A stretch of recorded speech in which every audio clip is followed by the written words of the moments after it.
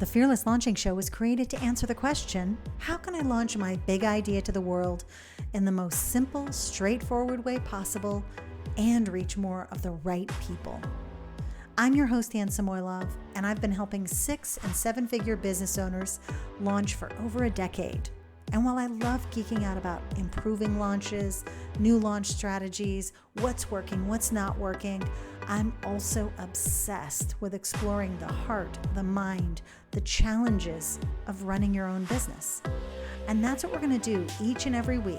I want to show you how to launch that course or coaching program or other creative work and navigate the journey of being an online entrepreneur. So if you're ready for some new perspectives, some new stories around launching, well, I can't wait to share those with you. Let's get into today's episode.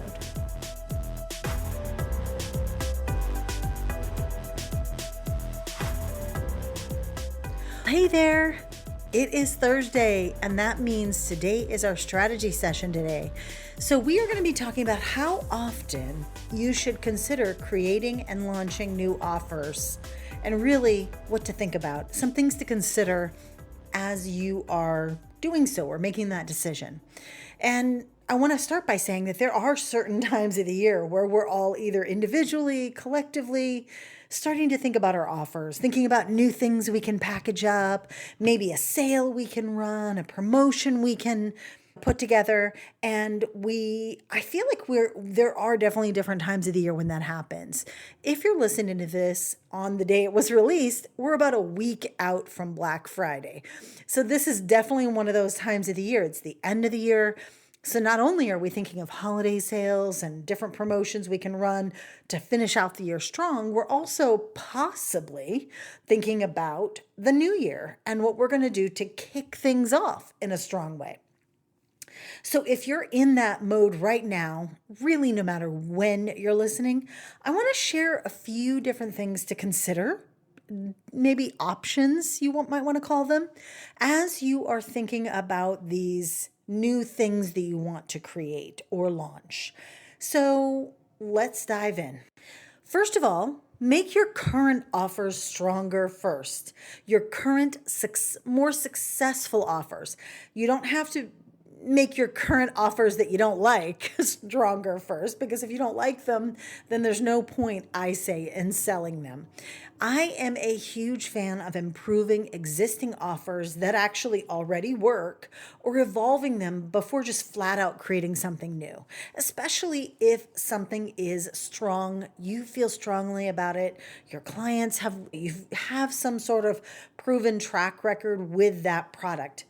Anyone who's created a course and not just maybe purchased another course that they can license and sell, but when you create a course from scratch, you know that it is quite a process and it can sometimes feel like it's taking forever. Now, I'm not saying that you have to have your full amazing course ready to go in a week or two, so you could come up with that minimum viable course. But it is much easier to add on to an existing course that already is structured, figured out, you already have some information about, you have some data around. So for me, this is just an example. I am turning the curriculum, or actually some of the curriculum, for my Launch Incubator program, which was a year-long, high-touch coaching program. It is no longer enrolling. So if you see things around the interweb, it's just because I haven't gotten to them to remove them yet. But the program as it stands isn't ready for self-study. So I'm actually making the offer stronger for self-study by removing things that don't require me to be part of them. The pricing gets to be lower, and I also get that feeling of renewal with a program that I love. So stay tuned for that. Number 2, you can consider diversifying. So here's what I mean by that. If you have or offer mostly live courses where, let's say you do them live a couple times a year, you do your office hours, your coaching hours, or if you have something even more hands-on that you offer, guess what? Create offers that don't require that. So go the other end of the spectrum. Are there any smaller projects, products that you could create that are literally like someone goes and all you have to do is set them up to deliver to the person? You're not showing up, you're not having to like create more time in your schedule to do office hours or coaching calls or one on ones or critiques or anything like that. So try to think about what is the other end of the spectrum from what you currently have. And by the same token, you might go to that more hands on place if you mostly have just hands off, buy it whenever you want, go get it, yes. And if you want to connect and reconnect with your audience, something really interesting, and I don't know, it hits the diversify note here a little bit, but in the coming weeks, I'm going to be opening a brand new coaching membership, launch coaching. And you might think, wow, what's that going to be like? But I am tipping what I would normally do on its head. And because I am so passionate about helping more of you, and I know how hard it is when you're restarting or you're starting for the first time, how hard it is to just justify dropping 2,000, 3,000, 5,000, 20,000 on so many courses. So this is going to be the lowest of the low in terms of like your ability to jump in on this, especially in the first 6 months or so. So stay tuned for that. If you like Voxer, if you like voice messages, if you need ongoing coaching, but you just don't want that price tag, stay tuned. Okay, number 3. Here's something to consider, and I think this is related to a podcast that I did a couple weeks ago, or maybe a month ago now at this point. And that is, especially if you're considering closing, sunsetting, kind of phasing out a course, stop adding new material to it. So the first, number 1 was make your current offers better, but don't do that if you're going to get rid of it, right? Don't waste your time with it. If anything, question what you've put in the offer to begin with. Do you need that bonus? Could that first module be standalone? Can the course be 4 modules instead of 12? Think of a new way. I like to say you have to do a handstand so you're upside down, or go upside down. I don't know what I'm saying. If you could see what I'm doing here physically, you would laugh at me. But you have to look at it in a completely different angle and say, oh, this course as it stands is being sunset. However, I think this module and this module are standalone. And guess what? I could still package up these 4 modules for a month-long course or something. I'm going to tell you a story, and this happened many times on courses that I've had in the past where I wasn't even sure I wanted to teach it anymore or offer it anymore. And I just kept adding stuff to it. I'm like, why? Why are we making this course a high-touch coaching program? Some of these people in here have been in here forever and they haven't even engaged. So like I was trying to add things to a program with lots of, I don't want to say old, meaning like they bought a long time ago. So I was doing it with the hope that it would generate some buzz and interest in the group, but it wasn't adding to my bottom line. So stop doing that, especially if you want to completely change things or even just change things a little bit. Figure out what you want to change first.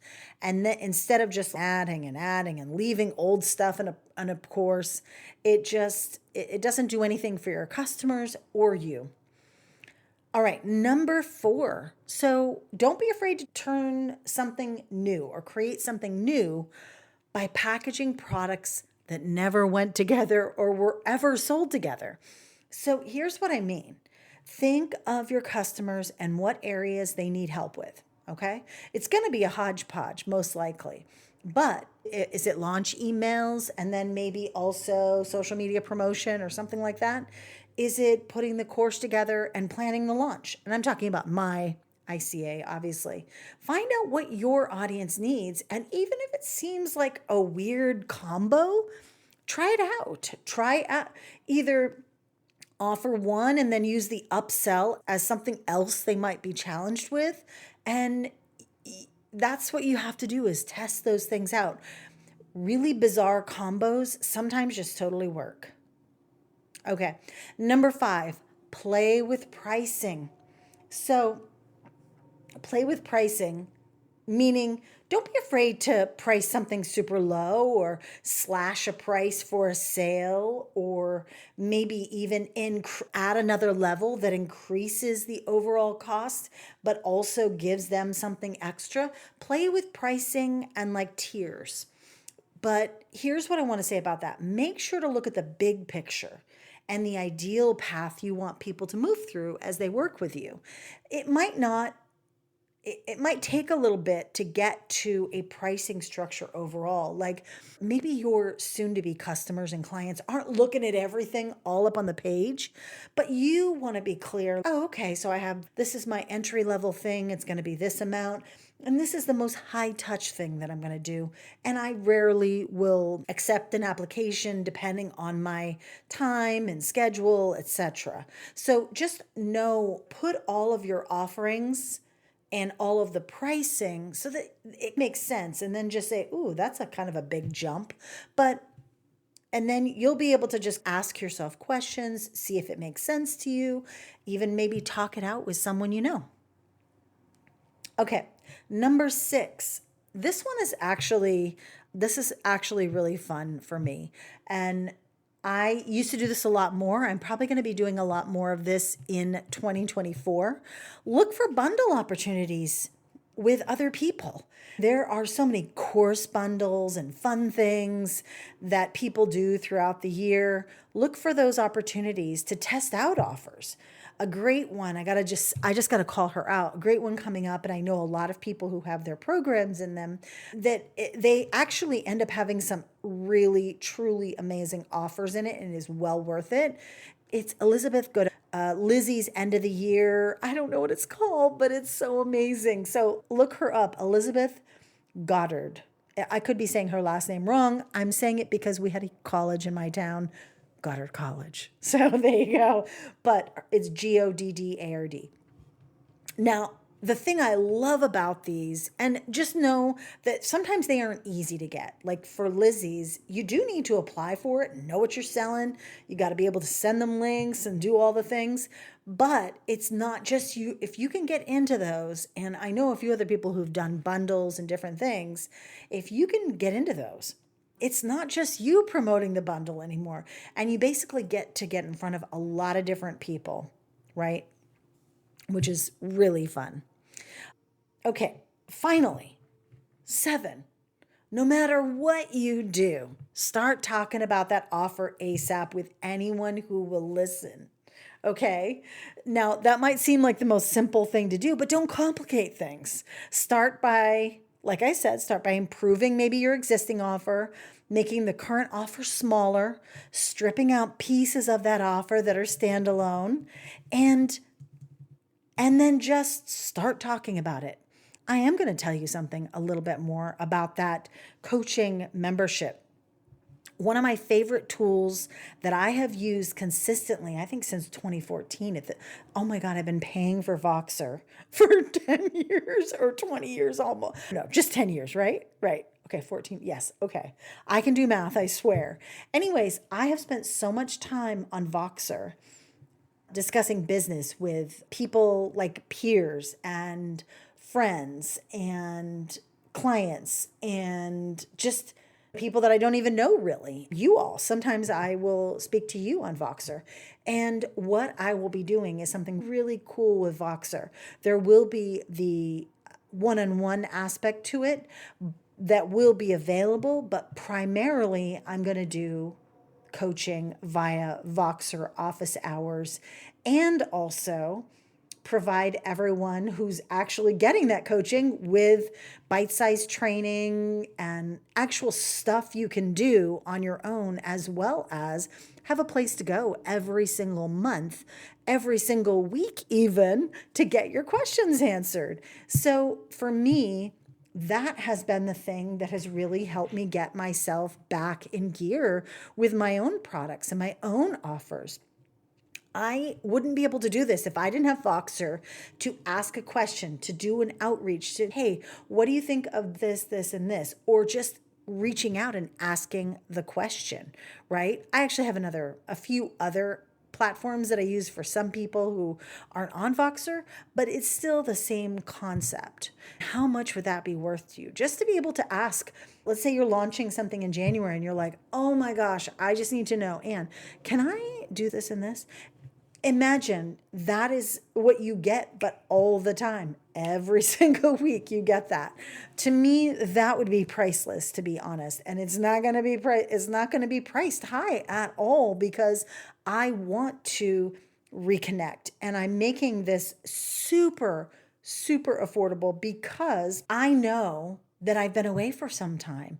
And even though I'm talking more and more and more and more and more to people, and we've been doing this season 6 podcast, I still want to know more. I never want to lose that connection again. And Voxer is the thing that keeps me connected to the people that I care about the most. So you guys, I want you in there too. All right. I hope you have a wonderful weekend. We will have episodes next week. Let me see, how many more episodes do we have? Let's just see. Well, I'm going to be having the season end is 12/14. That'll be the last episode. So yeah, we will definitely be chatting next week.